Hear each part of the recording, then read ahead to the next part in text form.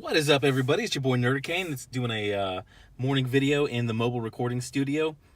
This is the life of Captain Marvel. This is the 700th reboot of this character in the last 5 years. No, I'm kidding. This is maybe the 6th or 7th reboot of this character in the last few years. This is the best one. I've read most of the reboots. This is very good. Oh my god, this is like, don't go in expecting a lot of action because there isn't a whole lot. This is the life of Captain Marvel. This is a little more of an introspection into the character, and I like it. I think you're going to like it because, we often say that a lot of these female characters are written as Mary Sue's. There's no flaw. Right off the bat, man, you can see, get it, Batman? Sorry.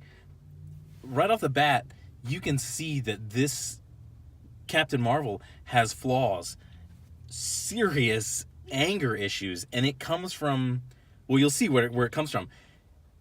This is what we've been asking for. This is a character, it's a hero doing heroic things, but has flaws, has to overcome personal flaws in themselves. And I think that's what we're going to see in this series. Yeah, I like this. I like this first story. I like this first book. I'm going to get the rest. Well, I'm going to get the next issue. Generally, with a lot of these Marvel writers, about issue 3, it falls apart. Which, that kind of gives me an idea for another video. But yeah, I'll do that one later. But let's get into it. It starts out, Marvel's using this new paper. I don't know. It just feels like this is going to drive up the price of comics in an age where you're having trouble reaching the younger audience because your books are so expensive. I just don't think that that's a prudent move when you're having trouble reaching a younger audience who doesn't have, a whole lot of money. But it starts off in her youth with, I guess those are her cousins, and they're doing youthful stuff that I guess kids don't do anymore. They're being hooligans and just doing their thing in the summertime. And then it cuts to present day, and she is absolutely beating the hell out of this villain. I don't. It's some C-level villain. I don't know who it is.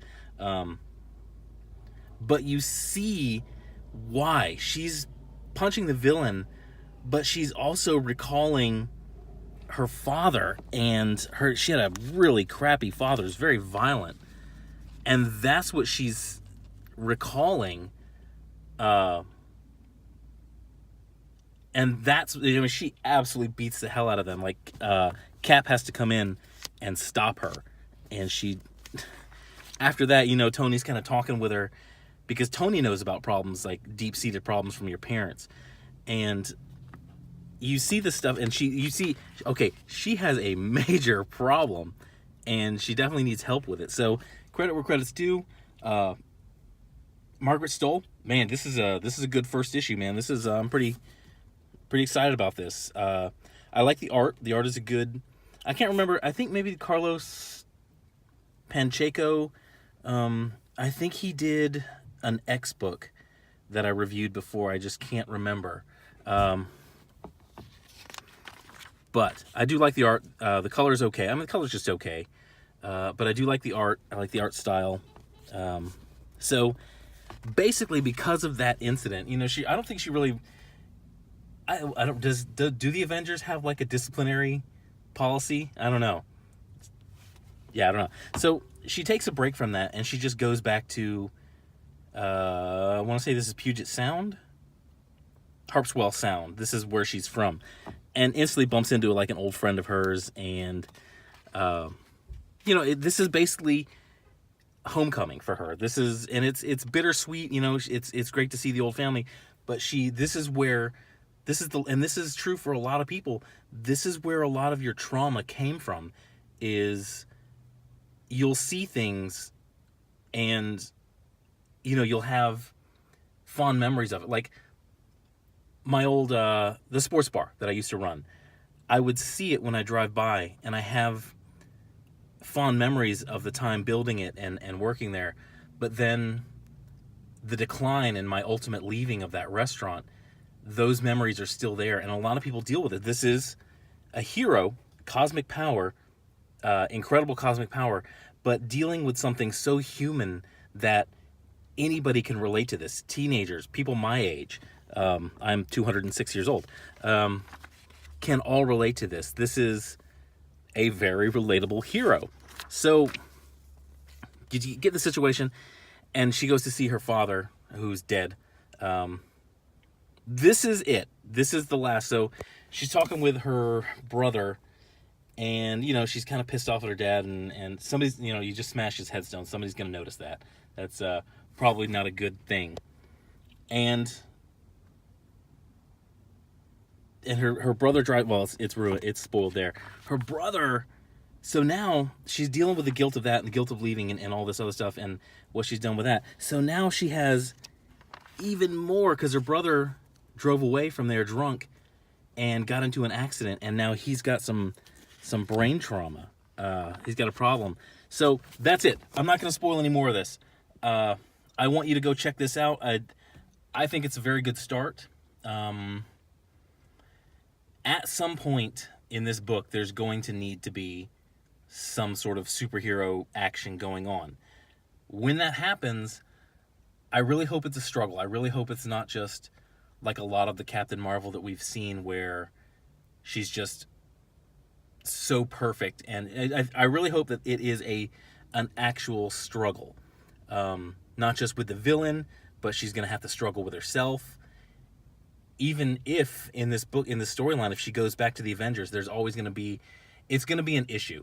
Like whenever they fight a villain, they're going to fight the villain or whatever the threat is, but there's always going to be an eye on, everybody's going to have an eye on Captain America or Captain Marvel. It's like, is she going to fly off the handle? Is she going to, stop a mugging and then rip the mugger's head off? Is this going to happen?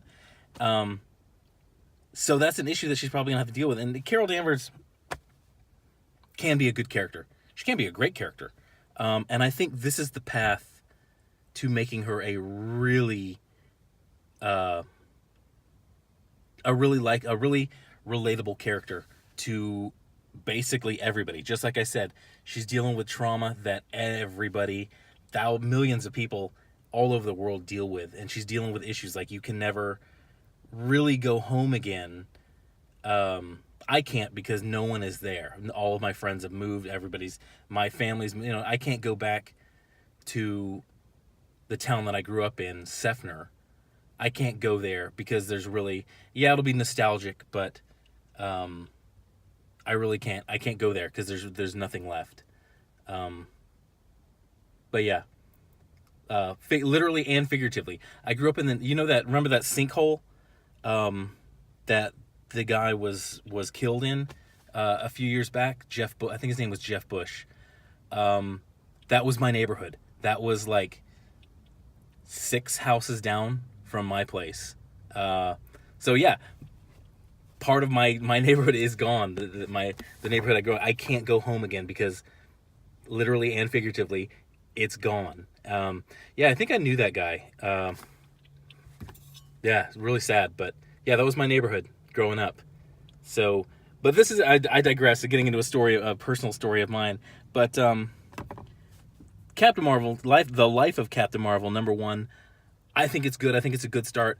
Move the needle with this. Go have a good time. I think it's a good read. Very interesting read in the character. Don't expect a whole lot of action just yet. This is going to be a very introspective story on the character, but I think it's going somewhere really good. I'm hopeful that it's going somewhere good. I really want to like Captain Marvel, but as always, I'm Nerdicane. Hit a like, hit a subscribe. I really need subscribers, and I'm thankful to all my subscribers currently. Thank you, and thank you for your time today, and have a good day.